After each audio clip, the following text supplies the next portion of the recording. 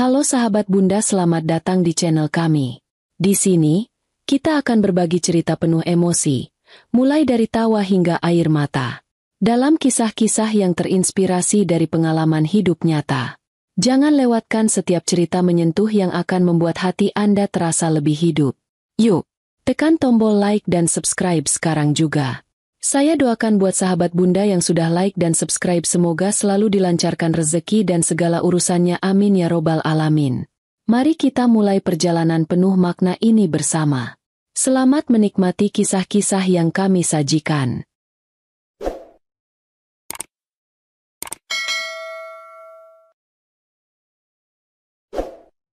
Aku menikah dengan Bagas 3 tahun lalu, berbekal cinta dan harapan akan kehidupan yang bahagia.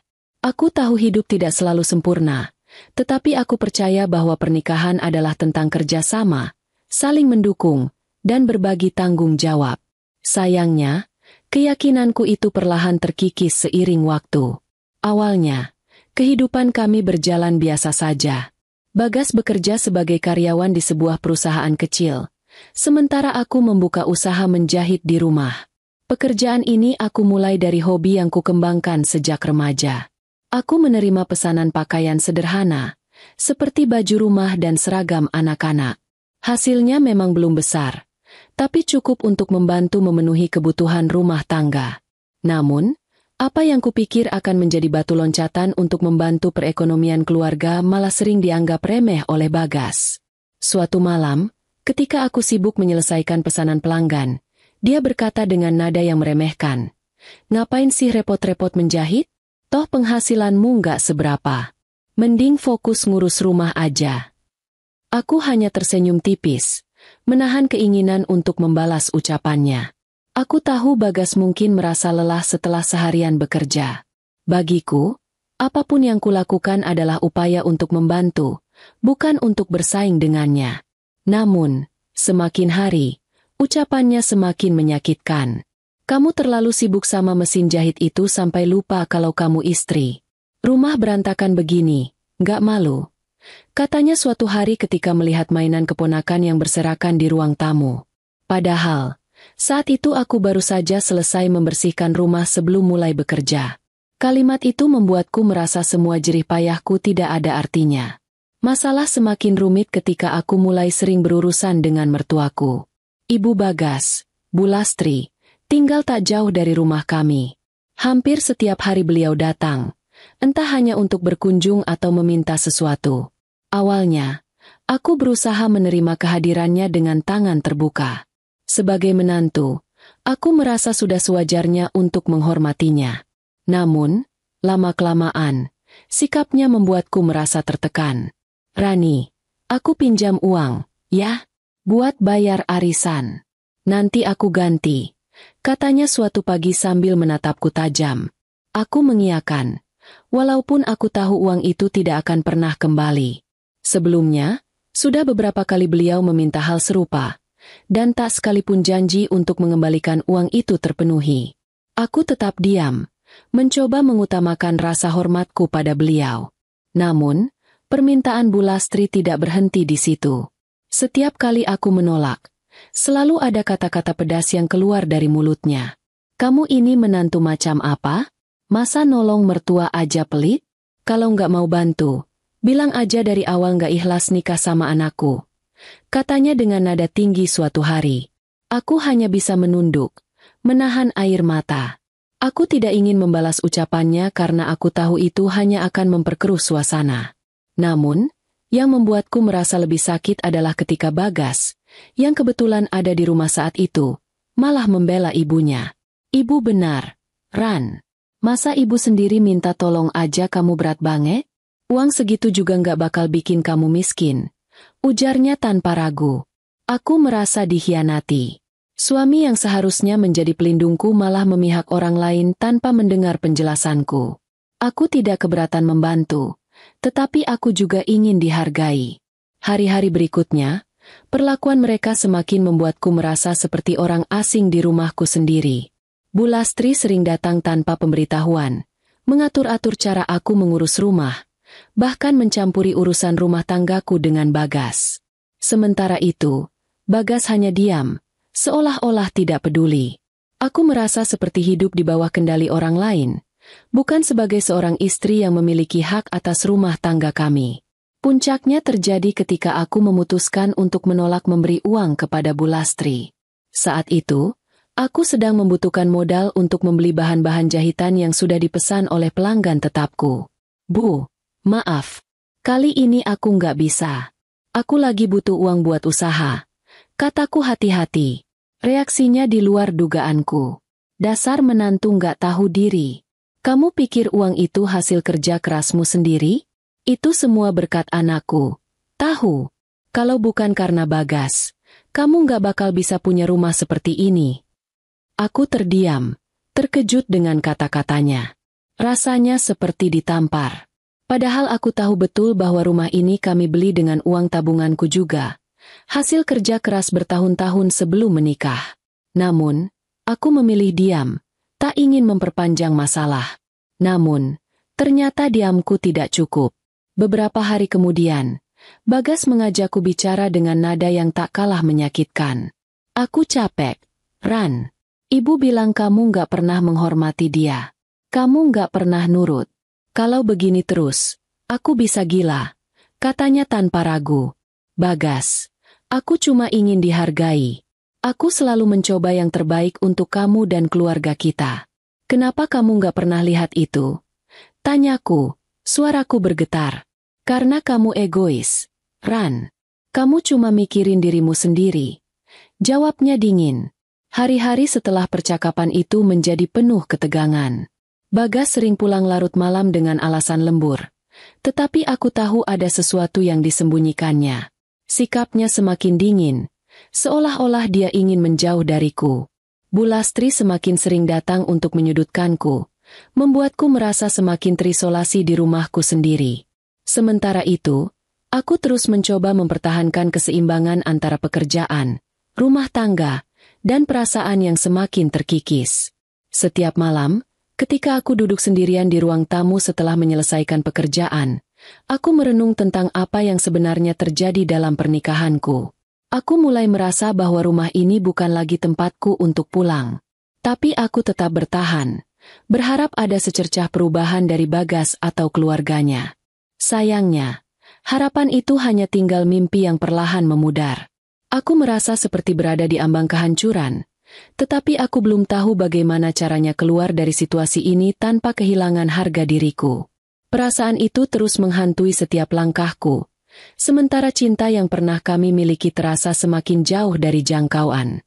Setiap hari yang kulewati bersama Bagas dan keluarganya terasa seperti mengarungi badai yang tak pernah reda. Ketegangan antara aku dan Bu Lastri semakin menjadi-jadi, ditambah dengan sikap Bagas yang terus menjauh. Aku merasa seperti berperang sendirian dalam pernikahan ini, tanpa dukungan dari siapapun. Suatu malam, Bagas pulang lebih larut dari biasanya. Wajahnya tampak lelah, tetapi bukan karena pekerjaan. Aku menduga dia telah menghabiskan waktu di luar untuk menghindar dariku. Ketika dia masuk ke rumah, aku mencoba menyapanya dengan lembut. Bagas, kamu pulang terlambat lagi. Sudah makan? Tanyaku sambil menahan rasa cemas. Dia hanya menjawab dengan gumaman pendek. Tanpa berkata apa-apa lagi, dia langsung menuju kamar mandi. Setelah keluar, dia duduk di sofa tanpa memandangku, lalu menghidupkan televisi. Aku memutuskan untuk mencoba berbicara dengannya, berharap bisa memperbaiki hubungan kami. Bagas, aku merasa kita semakin jauh. Apa kamu nggak ingin kita bicara? Mungkin ada hal yang bisa kita selesaikan bersama. Dia menoleh sekilas dengan tatapan dingin. Aku capek. Rani, jangan mulai malam ini. Aku nggak punya tenaga untuk drama. Ini bukan drama, Bagas. Aku cuma ingin tahu apa yang sebenarnya terjadi. Aku merasa kamu berubah, dan aku ingin memperbaikinya. Balasku, suaraku mulai bergetar. Dia mendesah berat, lalu bangkit dari sofa. Aku nggak berubah. Kamu aja yang terlalu sensitif. Kalau kamu terus begini, aku nggak tahu sampai kapan aku bisa bertahan. Kata-katanya seperti belati yang menusuk dadaku. Aku berdiri terpaku di ruang tamu, menyaksikan dia masuk ke kamar tanpa menoleh lagi. Aku tahu hubungan kami sedang diambang kehancuran, tetapi aku belum siap menyerah. Esok harinya, Bu Lastri datang seperti biasa. Kali ini, dia membawa sesuatu yang membuat hatiku semakin tertekan. Sebuah bros mewah berhiaskan permata yang sebelumnya tidak pernah kulihat. Dia memamerkannya dengan bangga sambil tersenyum lebar. "Bagas beliin aku ini kemarin. Cantik, kan?" katanya, menunjukkan bros itu padaku. Aku terkejut. Bagas tidak pernah memberiku hadiah seperti itu, bahkan saat ulang tahunku sekalipun.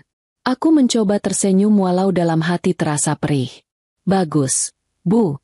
Bagas memang anak yang perhatian," jawabku pelan. "Tentu saja. Kamu harus bersyukur punya suami seperti dia.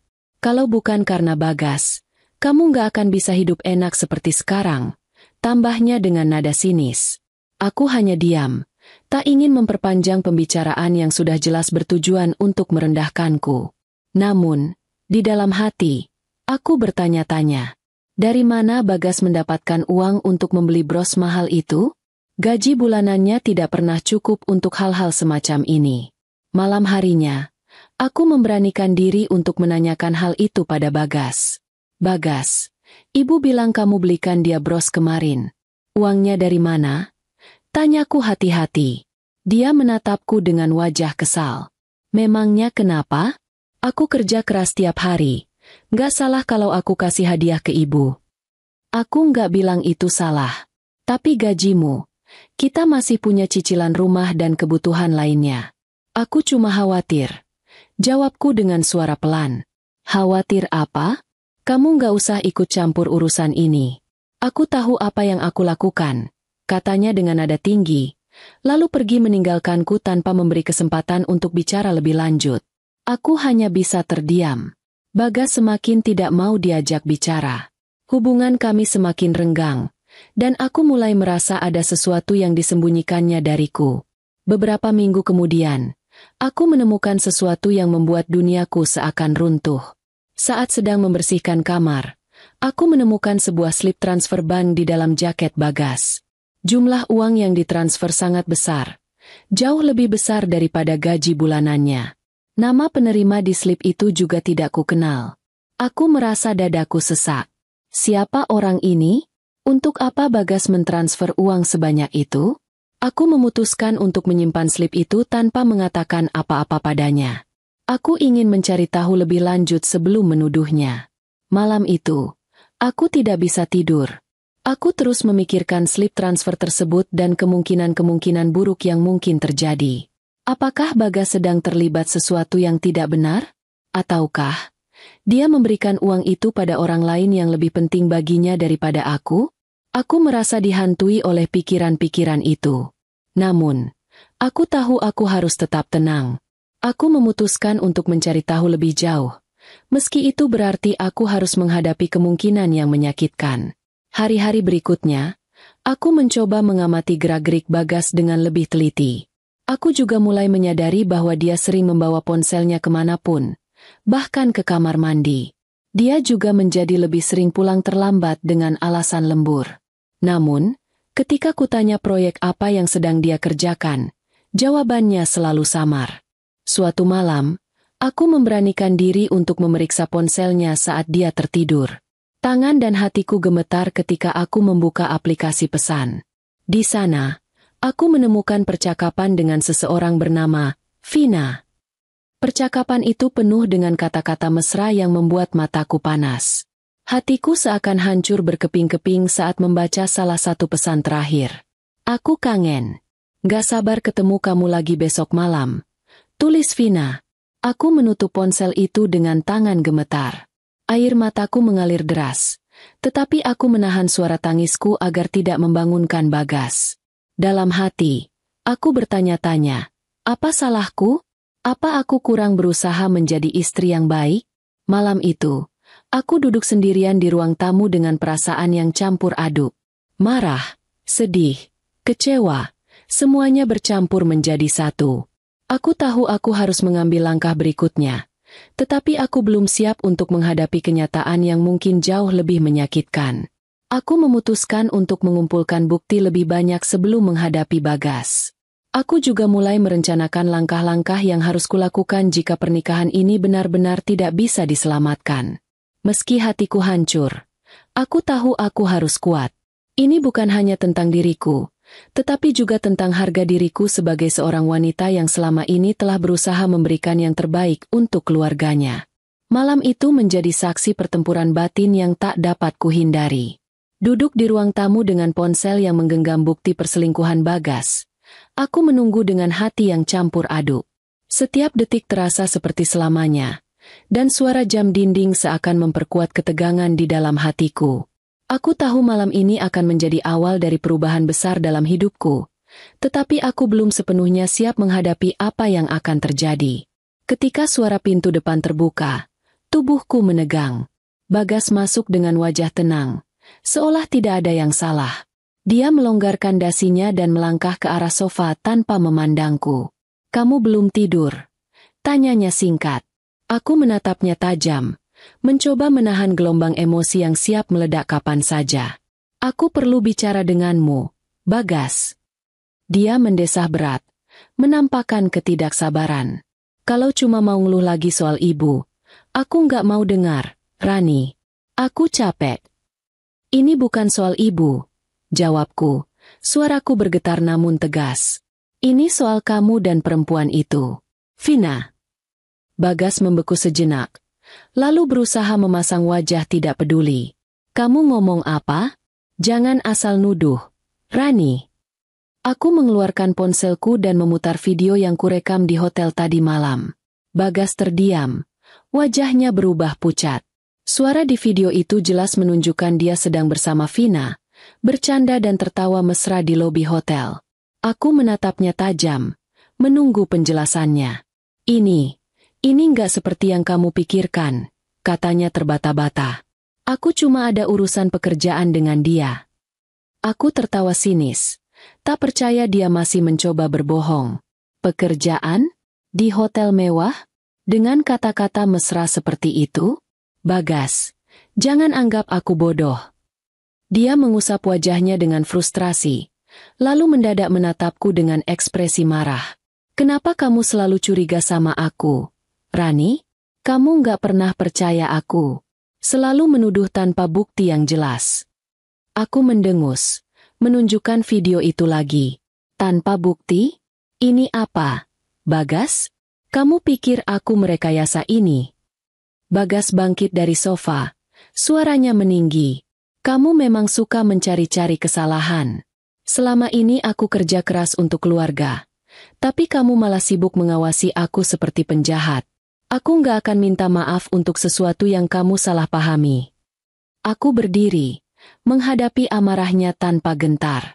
"Kerja keras? Jangan bercanda, Bagas. Semua pengeluaran rumah ini aku yang tanggung. Bahkan uang yang kamu pakai untuk bersenang-senang dengan Vina juga berasal dariku. Kamu nggak malu?"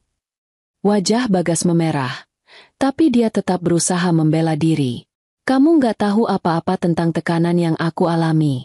Aku punya alasan kenapa aku begini." Aku menatapnya tajam. "Alasan apa, Bagas? Alasan apa yang bisa membenarkan pengkhianatan seperti ini? Aku selalu ada untukmu, mendukungmu, bahkan saat keluargamu terus merendahkanku. Tapi ini balasanmu." Dia terdiam, tak mampu menjawab.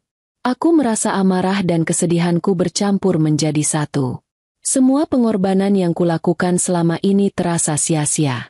Aku berdiri, mencoba mengendalikan diriku.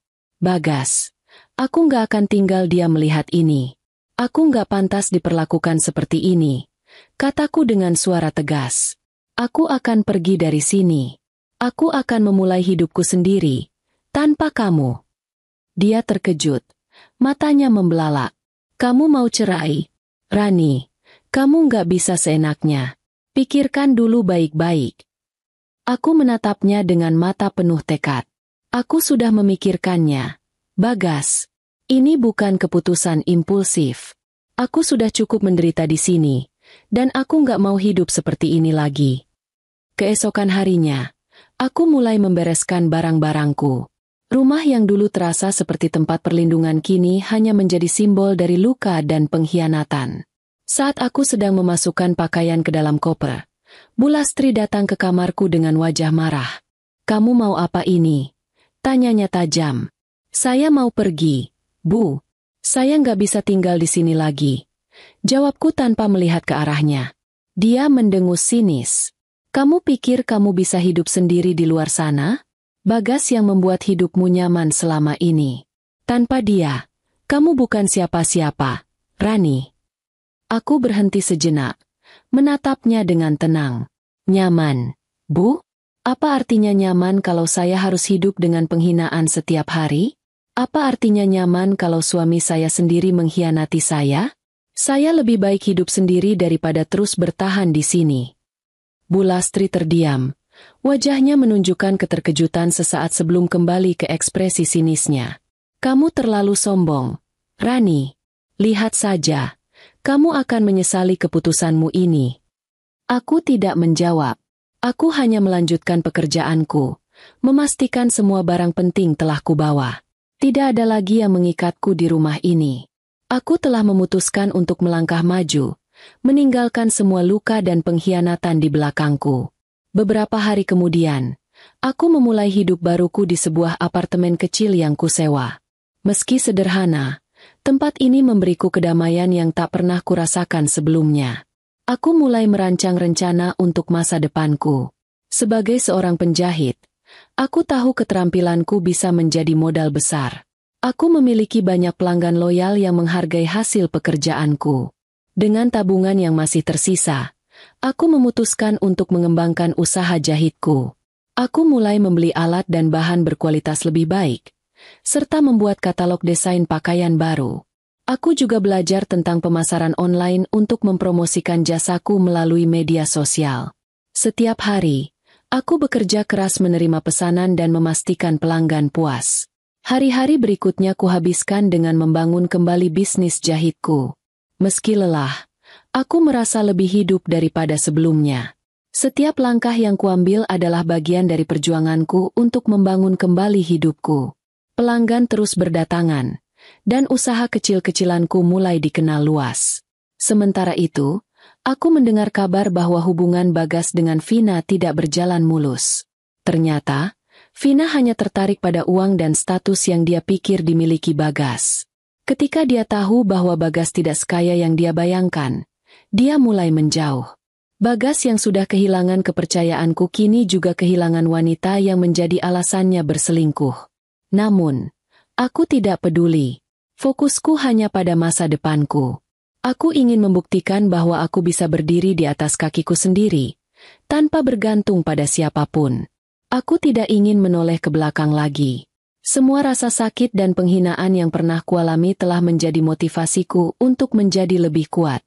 Hari itu, aku duduk di ruang tamu apartemen, memandangi layar ponselku yang penuh dengan pemberitahuan tentang bisnis yang terus berkembang. Setiap foto pakaian yang kuposting selalu mendapatkan banyak komentar positif dari pelanggan, dan pesanan terus berdatangan. Aku merasa puas, merasa bahwa segala kerja keras yang kulakukan tidak sia-sia. Hidupku mungkin tidak sempurna, tapi aku merasa damai. Tidak ada lagi kebohongan yang mengekang. Tidak ada rasa malu yang menghalangi langkahku. Aku bertekad untuk terus maju dan membuktikan bahwa aku bisa sukses tanpa bergantung pada siapapun. Namun, di sisi lain kota, aku tahu ada orang-orang yang masih merasa kecewa dan kesal. Bagas dan orang tuanya mendengar kabar tentang kesuksesanku, dan itu membuat mereka marah. Aku tak tahu apa yang sebenarnya ada di pikiran mereka, tapi aku bisa merasakannya. Bu Lastri, ibu mertuaku, yang selama ini selalu merasa dihina oleh keputusan besar yang kutinggalkan dari hidup mereka, tak bisa menahan amarahnya. Aku membayangkan dia pasti tengah merutuki nasib mereka. Aku sedang asyik merapikan pakaian di ruang kerja, ketika tiba-tiba aku mendengar ketukan pintu yang cukup keras. Langkah kaki yang berat terdengar semakin mendekat. Tanpa berpikir panjang, aku membuka pintu, dan di sana berdirilah Bagas. Ekspresinya sulit kubaca. Ada kebingungan, ada rasa bersalah yang tertahan di matanya. Aku dengar kabar tentang bisnismu, ucapnya, Suara canggung dan sedikit terkejut. Kenapa nggak bilang kalau kamu bisa sukses seperti ini? Aku hanya menatapnya sebentar. Aku tahu ini tidak akan mudah. Dan aku pun tak bisa sembarangan mengungkapkan perasaanku. Bagas, kamu tahu kenapa aku tidak memberitahumu? Jawabku pelan, namun tegas. Aku sudah cukup tertekan selama bertahun-tahun. Aku cuma ingin hidup dengan cara yang aku pilih. Dia menghela napas panjang. Aku nggak pernah bermaksud membuatmu merasa seperti itu. Tapi aku juga merasa kalau kita berdua bisa saling membantu. Mungkin kita bisa. Aku memotongnya dengan tegas. Mungkin kita bisa apa, Bagas? Mengulangi semuanya lagi? Aku sudah cukup. Bagas, aku memilih untuk maju. Tanpa kamu atau siapapun.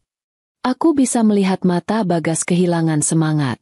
Aku tahu, percakapan ini bukan untuk memperbaiki hubungan kita.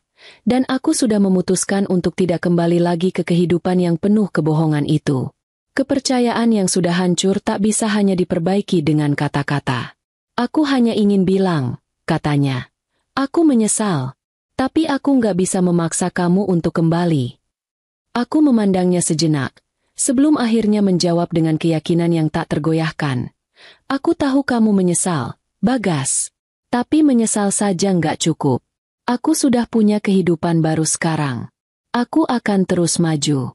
Semoga kamu juga bisa. Dengan tatapan kosong, Bagas mengangguk dan berbalik meninggalkanku. Aku berdiri di sana, menatap pintu yang menutup perlahan, merasakan perasaan hampa di dalam dadaku. Meskipun aku tahu aku telah membuat keputusan yang benar, ada sedikit rasa kosong yang menemaniku setelah dia pergi. Mungkin itu adalah kenyataan yang harus kuterima, bahwa aku telah melangkah jauh meninggalkannya.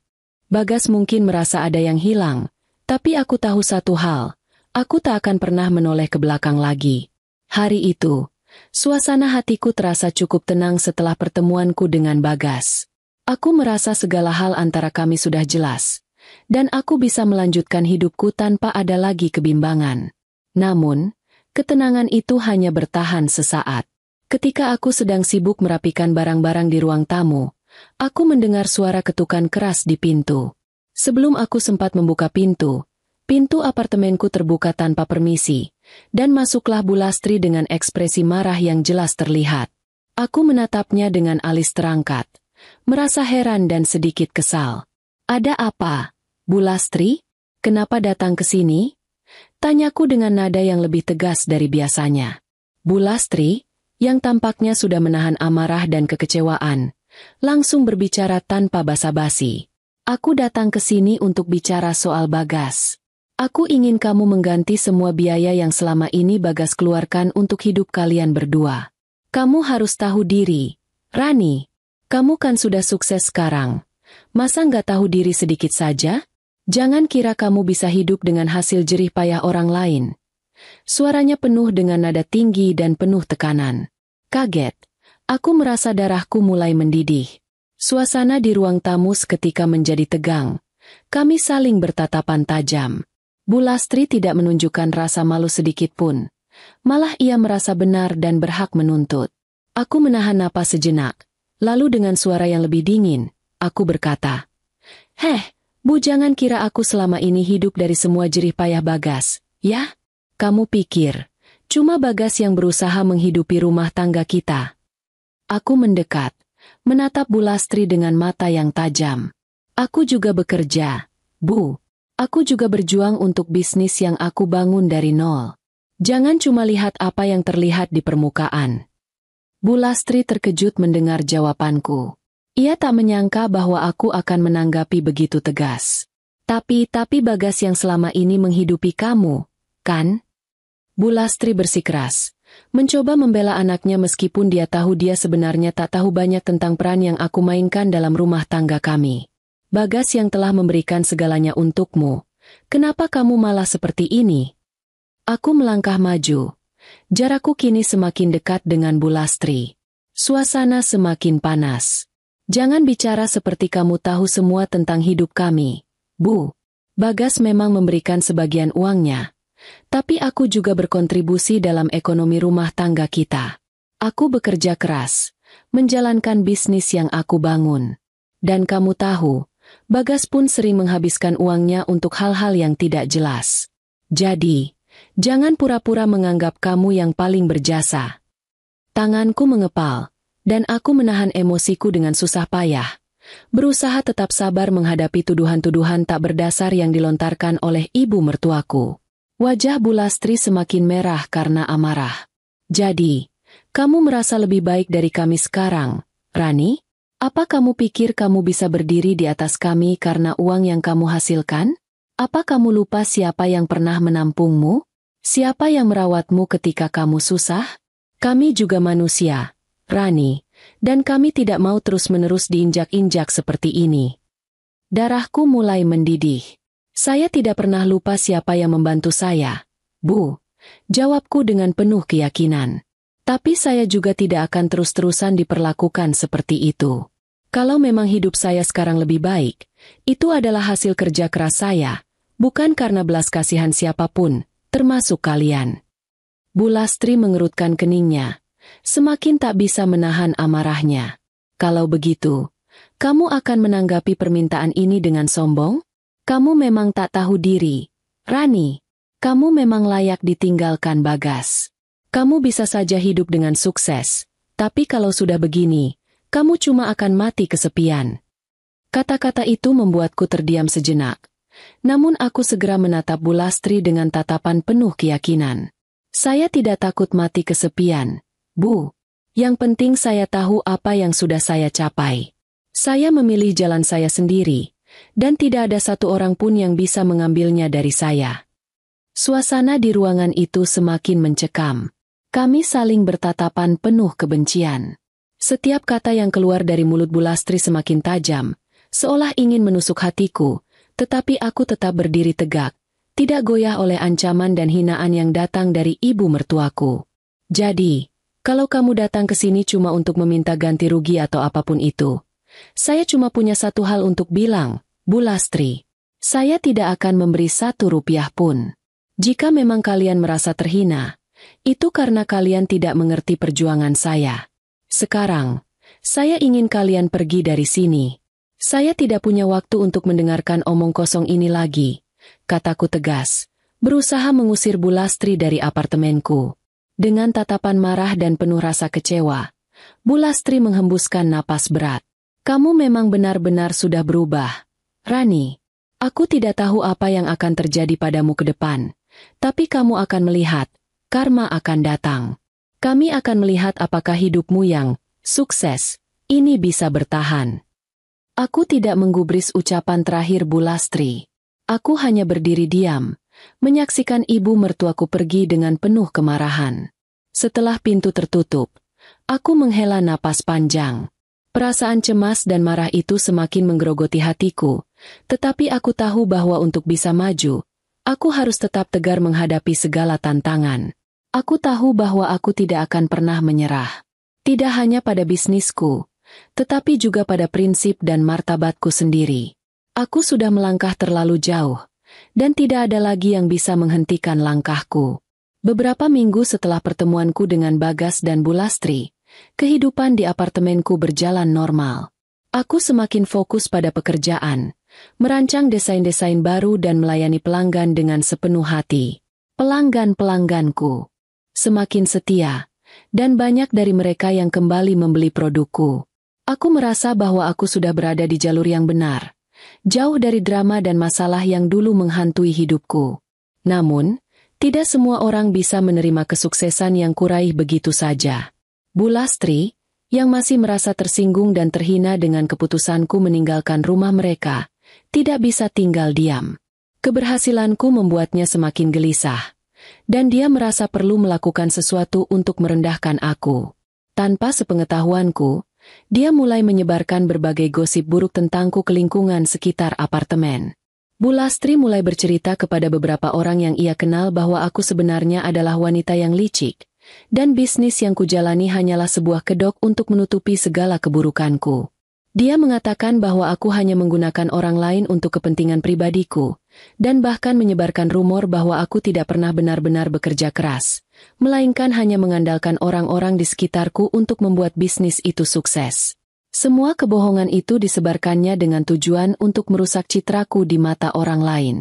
Namun, tak seperti yang Bu Lastri harapkan, gosip itu tidak berhasil merusak reputasiku.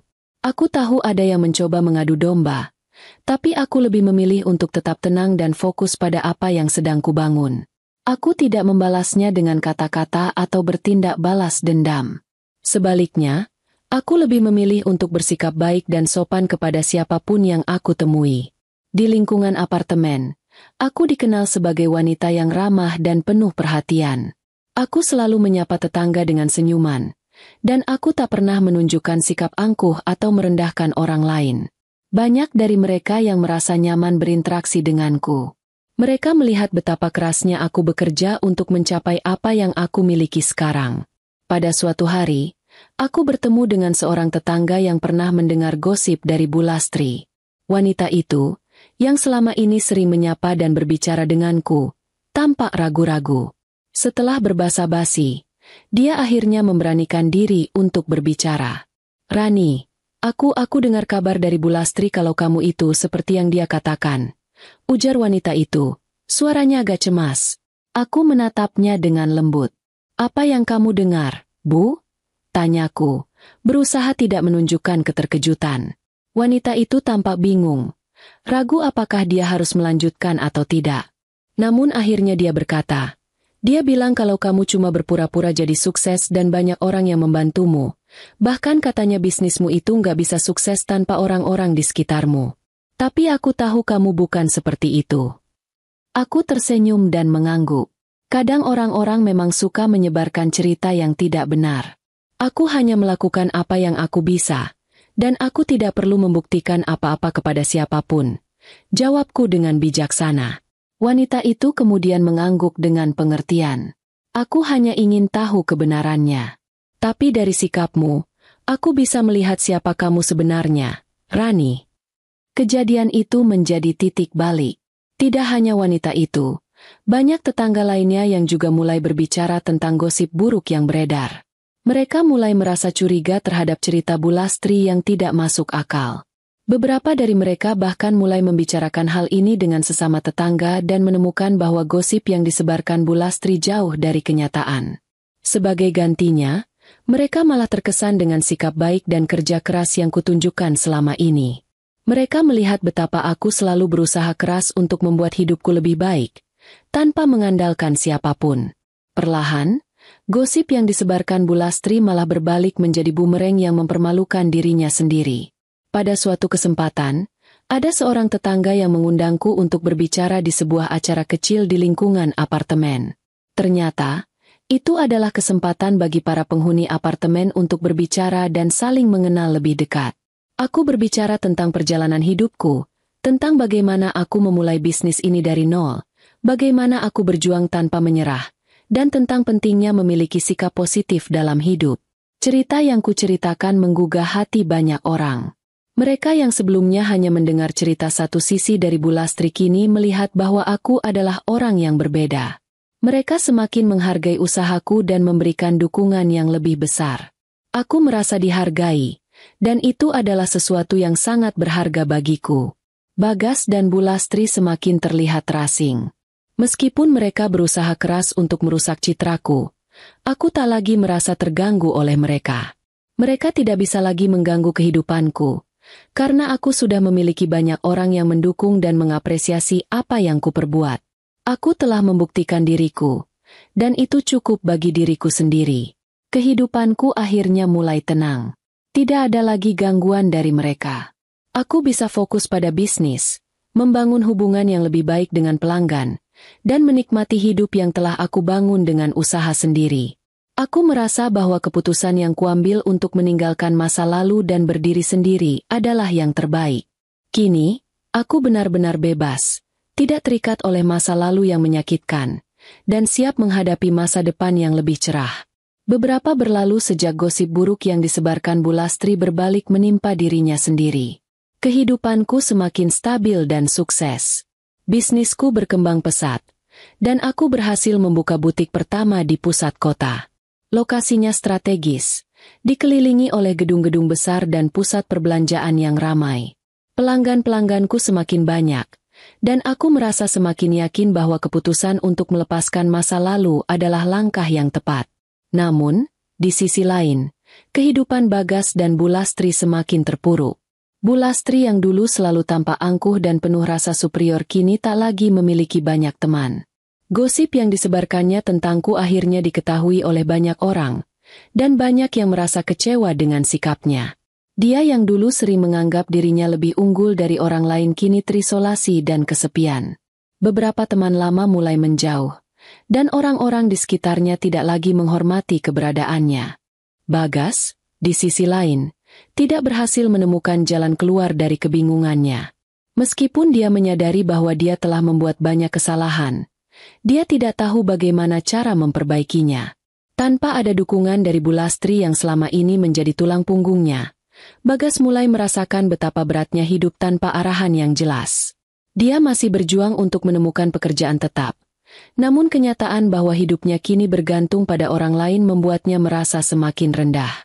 Pada suatu hari, aku mendengar kabar bahwa Bagas dan Bu Lastri kini hidup dalam kesulitan finansial.